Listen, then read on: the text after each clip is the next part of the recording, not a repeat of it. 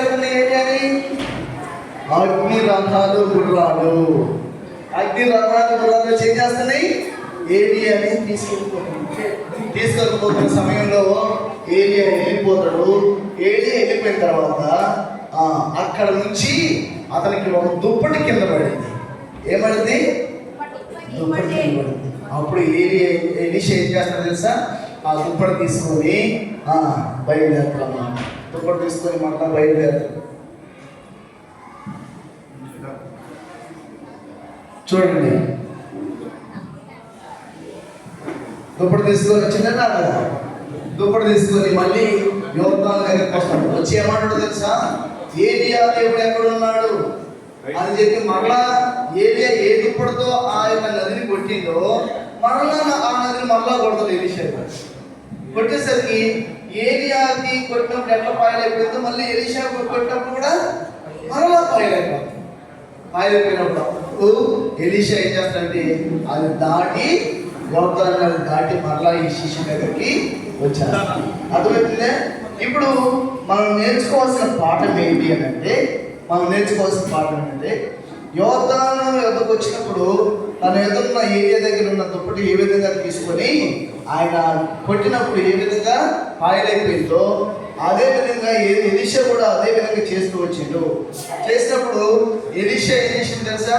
ఒక గొప్ప నాయకుడుగా, ఒక గొప్ప దైవజనుడుగా దేవుని కార్యాలు చేయడం అనేది ఆరంభించినట్టు వచ్చింది. ఇప్పుడు ఏరియా ఎక్కడికి వెళ్ళండి చెప్పండి. ఇప్పుడు ఏరియా ఎక్కడికి వెళ్ళిండు? ఏరియా చెప్పండి గట్టిగా. పరలోకానికి వెళ్ళిండు. ఒక వాక్యం చెప్పండి. ఒక వాక్యం తెస్సలోనికీయులకు రాసిన మొదటి పత్రిక 4వ అధ్యాయం 17వ వచనం.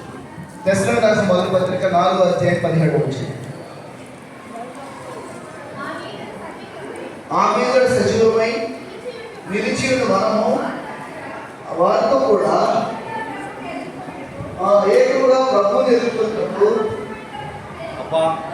ఆకాశ మండలం మీద మేఘం మీద కొనిపోకూడదు. చూడండి, ఏలియా పరలోక రాజ్యానికి వెళ్ళినా లేదా? కొంతమంది చనిపోయిన తర్వాత పరలోక రాజ్యానికి వెళ్తారు. అయితే మనకు ఒక అవకాశం ఉంది. పిల్లలు వినండి, అయిపోయింది. పిల్లలు వినాలి. మనకు ఒక అవకాశం ఉంది. ఏం తెలుసా? యేసుకు వస్తే ఉన్నట్టుగా వెళ్ళిపోతాం. మనం కూడా ఏమీ రాదు. మరణం లేదు మనకి. అర్థమవుతుందా? మరణం ఉందా మనకి? ఇప్పుడు యేసుప్రభు వచ్చిందనుకోండి, మనం అందరం ఎత్తపడతాం, మేఘాల మీద కొనుక్కోబడతాం. మనం ఏ జరగదు అనుకోవడం మరణం లేదు. మరి యేసుప్రభు నమ్ముకుంటారు? మరి చెప్పండి, నమ్ముకుంటారా? యేసుప్రభు నమ్ముకుంటే యేసుప్రభు ఏ విధంగా పరలోక రాజ్యానికి వెళ్ళిందో అదే విధంగా మనల్ని కూడా ఏం చేస్తారు? ఆయన తీసుకున్నారు. ఒకవేళ యేసుప్రభు నమ్ముకోకపోతే నాకు అవసరం లేదు యేసయ్య అంటే నరకం ఉంది. నరకంలో ఒక వ్యక్తి ఇప్పటికే బాధపడుతున్నాడు. ఎవరైనా తెలుసా? ధనవంతుడు. వెరీ గుడ్, మంచి చెప్పాడు. ఏంటది? ఎవరు? ధనవంతుడు. ఏమంటాడు తెలుసా?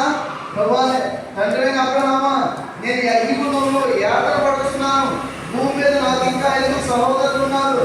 వాళ్ళు కూడా ఈ యాత్రకరమైన స్థలానికి రాకుండా అదో ఆ లాజరును పంపించు. అర్థమైంది? అంటే ఆ వాతావరణం మనకు ఎప్పుడు తెలుసా? చాలా యాత్రకరమైంది.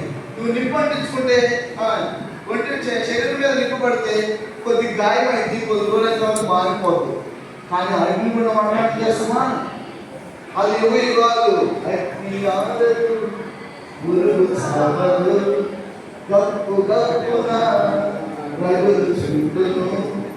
ధనవంతుడు అగ్నిలో బాధపడుచున్నాడు. అబ్రహాము రొమ్మున లాజరును చూచాడు.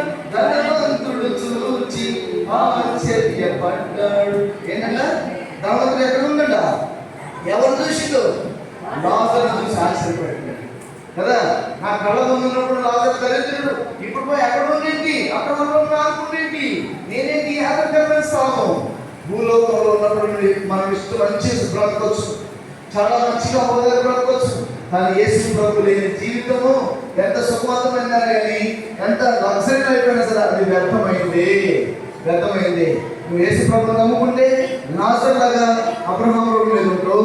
యేసు ప్రభువుని నమ్ముకోకపోతే ధనవంతులాగా అగ్నిగుండానికి వెళ్ళిపోవాలి. ఏది కావాలో కోరుకో, ఏది కావాలో కోరుకో. అర్థమైందే? మీ కంటతో అది మళ్ళీ చదువుతుంది అన్నమాట. దశరథ రాసిన పత్రిక మొదటి పత్రిక 4:17 కంటవాక్యం. కంటవాక్యం చూడండి. ఆ మీద సజీవమై నిలిచి మనము వారితో కూడా ఏకంగా మేఘంలో కొనుక్కోబడతాము. కాగా మనం సదాకాలం ఎవరితో ఉంటాం? అది మనం ఏసైతే ఉండడానికి పోవాలి. మనం ఎప్పుడు ఎవరితో ఉండాలా? ఏసైతో ఉండాలి. ఏసై దగ్గర ఏముంది? ఆనందం ఉంది, సంతోషం ఉంది కదా. ఎంతో ఆకలి లేదు, దప్పిక లేదు, కన్నీళ్ళు లేవు, రోగం లేదు, నొప్పులు లేవు, ఏమీ లేవు. పరలోకంలో అంతా ఆనందమే, పరలోకంలో అంతా సంతోషమే. అర్థమైందా? ఇప్పుడు నీకు ఏదైనా మేలు జరిగితే సంతోషం, దుఃఖం ఏదైనా బాధ వస్తే కష్టం. కానీ పరలోకంలో అట్లాంటిది కాదు. ఎల్లప్పుడూ సంతోషమే, ఎల్లప్పుడూ ఆనందమే. పరలోకం కావాలా, నరకం కావాలా? ఇగో మీరందరూ మోకరించండి. మీరందరూ నెమ్మదిగా మోకరించండి. మీరు మాట్లాడద్దు. మీరందరూ మోకరించండి. దయచేసి కళ్ళు మూసుకోండి. అమ్మా కళ్ళు మూసుకోండి. కళ్ళు మూసుకోండి. చేతులు ఏమన్నది మీకు? కళ్ళు మూసుకోండి. నిజంగా మిమ్మల్ని అడుగుతుంది, నేను నిజంగా అడుగుతున్నా. ఇది చివరి రోజు, చివరి లెసన్. మరలా నీకు మాటలు వినిపించబడవు. ఇక్కడ మరలా దేవుని చిత్తమైతే మనం వచ్చే సంవత్సరం మనం కలుసుకునేది. అప్పటి వరకు బ్రతుకుండేది ఎవరో తెలియదు.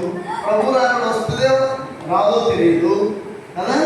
అయితే ఇప్పుడు యేసు ప్రభుని అంగీకరిస్తే పరలోక రాజ్యం ఉంది. నువ్వు నిజంగా చెప్పు, యేసు ప్రభు నీ హృదయంలో చేర్చుకోవడానికి నువ్వు ఇష్టపడతావా? యేసు ప్రభు నీ కొరకు నీ పాపాల కోసం చనిపోయాడు, అది నువ్వు గుర్తించగలుగుతున్నావా? యేసు ప్రభు నేను పాపిని, నా పాపాలను క్షమించు ప్రభు, నీ రక్తంలో నన్ను కడుగు ప్రభు అని నువ్వు ఒప్పుకోవడానికి సిద్ధంగా ఉన్నావా? నువ్వు సిద్ధంగా ఉంటే యేసు ప్రభు నీ సొంత రక్షణగా అంగీకరించడానికి దేవుడు నిన్ను ప్రేరేపిస్తుంటే తొందరపడబాకు. నీ చెయ్యి చూపించి నీ కోసం ప్రార్థన చేస్తాను. నువ్వు తొందరపడక ఎవరు తొందరపడి నిర్ణయాలు తీసుకోవద్దు. ఇది రక్షణకు సంబంధించింది, ఆత్మకు సంబంధించింది. సహోదరుడు దేవుడు నిన్ను క్షమించును గాక. సహోదరుడు దేవుడు నిన్ను క్షమించు. సహోదరి దేవుడు నిన్ను క్షమించును గాక. దేవుడు నిన్ను క్షమించును గాక. చేతులెత్తిన ప్రతి వ్యక్తిని దేవుడు క్షమించును గాక. సహోదరి దేవుడు నిన్ను కూడా క్షమించును గాక. సహోదరుడు దేవుడు నిన్ను క్షమించును గాక. నీ పాపాలు ఒప్పుకోవడానికి నువ్వు ఇష్టపడితే, యేసు ప్రభుని హృదయంలో చేర్చుకోవడానికి ఇష్టపడితే నీ చేయొద్దు. ఎవరు ప్రేరేపించుకోవాలని అవసరం లేదు. ఒకరు చూసి ఒకరు చేయొద్దు. దయచేసి రక్షణ అనేది వ్యక్తిగతమైంది. దేవుడు నిన్ను ప్రేరేపిస్తున్నాడు, దేవుడు నిన్ను దర్శిస్తున్నాడు. కఠినం చేసుకోబోకు. ఇప్పుడు వద్దు అనుకుంటున్నావా? ఇప్పుడే వద్దు అనుకుంటున్నావా నువ్వు? కానీ అపవాది చాలా దగ్గరగా ఉన్నాడు, సాతానుడు చాలా దగ్గరగా ఉన్నాడు, పాతాళం చాలా దగ్గరగా ఉంది. కాబట్టి జాగ్రత్త.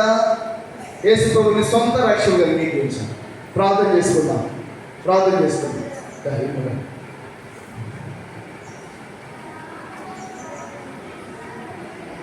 మాకు ఇచ్చిన సమయాన్ని బట్టి వందనాలు. నేను చిన్నప్పటి నుంచి చేసిన తప్పుల్ని మీ ఎదుట ఒప్పుకుంటున్నాను. క్షమించండి. మీరు నా కొరకు కాచిన రక్తంతో నా హృదయాన్ని, నా పాపాలని కడగండి. ఇప్పుడే నా హృదయంలోకి వచ్చి నన్ను ఎలీషా వల్లే, ఏలియా వల్లే, యెహోషువ వల్లే, రూతు వల్లే సిద్ధపరచమని యేసు నామములో అడుగుచున్నా తండ్రి. ఆమేన్.